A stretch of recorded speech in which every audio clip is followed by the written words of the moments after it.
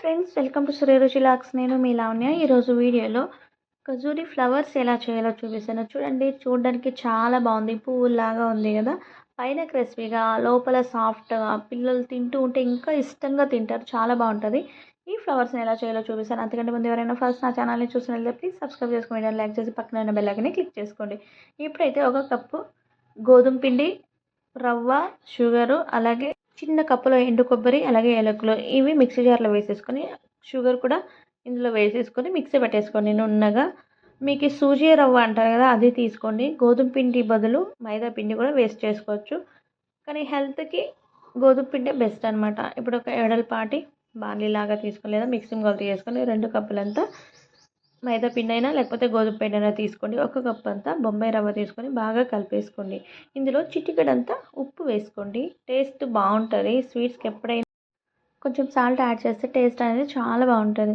ఇందులో 2 టేబుల్ స్పూన్ల నెయ్యి కరగబెట్టిన వేసుకొని లేకపోతే అలాగైనా వేసుకొని బాగా ప్రెస్ చేసుకొని, నెయ్యి బదులు మీరు ఆయిల్ అయినా వేసుకోవచ్చు. ఇదంతా బాగా కలిపిన తర్వాత ఒక హాఫ్ కప్ అంతా నువ్వులు యాడ్ చేసుకోండి. నేను ఆల్రెడీ ఒకసారి ఖర్జూర ఎలా చేయాలో చూపించాను, అంటే ఖజూరి బిస్కెట్స్ ఎలా చేయాలో చూపించాను. ఆ వీడియో చూడని వాళ్ళు ఉంటే చూడండి. ఇదంతా బాగా కలిపేసిన తర్వాత ముందుగానే మనం మిక్సీ పట్టుకున్నాం కదా, అది 2 కప్పుల గోధుమ పిండికి 1.5 కప్ అంతా షుగర్ పౌడర్ సరిపోతుంది.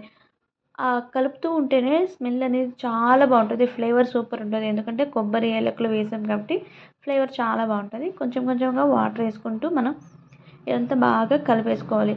చపాతీ పిండి ఎలా అయితే కలుపుకుంటామో అలా కలుపుకుంటేనే చాలా బాగుంటుంది. మరి మెత్తగా అయినా లేకపోతే గట్టిగా అయినా కలుపుకుంటే అంత పర్ఫెక్ట్గా రాదు ఖజూరి ఫ్లవర్స్. ఇది బాగా కలిపిన తర్వాత ఒక 5 నిమిషాలు అలాగే వదిలేసేయండి. దాంట్లో ఉండే షుగర్ అంతా బాగా మెల్ట్ అయ్యి మైదా పిండికి పడుతుంది. 5 నిమిషాల తర్వాత మళ్ళీ బాగా కలిపేసుకొని చిన్న చిన్న ఉండలాగా చేసుకోండి. మీకు ఏ సైజ్ కావాలో ఆ సైజ్ చేసుకోవచ్చు. నేను చిన్నగా చేసుకుంటున్నా. ఇలా చేసుకున్న తర్వాత నైఫ్ తీసుకొని మధ్యలో అటు ఇటు కట్ చేసుకొని ఫ్లవర్ లాగా వస్తుంది అనమాట. చూడండి ఎంత బాగున్నాయో. ఇందులో నువ్వులు యాడ్ చేసాము, కొబ్బరి, ఈ ఏలకులు యాడ్ చేసిన తర్వాత ఫ్లేవర్ అనేది చాలా బాగుంటుంది. ఆయిల్ బాగా వేడైన తర్వాత ఈ ఫ్లవర్స్ని అందులో వేస్తాము. ఒక 2 నిమిషాలు అలాగే వదిలేసేయండి. వేసిన తక్షణమే కలపకండి, విరిగిపోయే ఛాన్సెస్ ఉంటాయి ఫ్లవర్స్. ఒక కొంచెం బ్రౌనిష్ కలర్ వచ్చిన తర్వాత 2 పక్కలను బాగా డీప్ ఫ్రై చేసేసుకొని ప్లేట్ తీసుకొని అందులో వేసేసుకొని బాగా ఆరిన తర్వాత తింటే క్రిస్పీగా, లోపల సాఫ్ట్గా, సూపర్గా ఉంటుంది.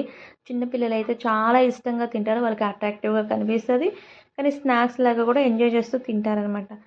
ఈ పువ్వుల్ని ఒక బాక్స్లోనూ స్టోర్ చేసేసుకుంటే మాకు 1 వీక్ వరకు క్రిస్పీగా, టేస్టీగా ఉంటుంది. ఒకసారి ట్రై చేయండి. ఎంత బాగున్నాయో అసలు. లోపలైతే సాఫ్ట్గా, పైన క్రిస్పీగా, తింటూ ఉంటే ఇంకా తినాలనిపిస్తుంది. అంత బాగుంటుంది అనమాట. నచ్చిందా మీకు?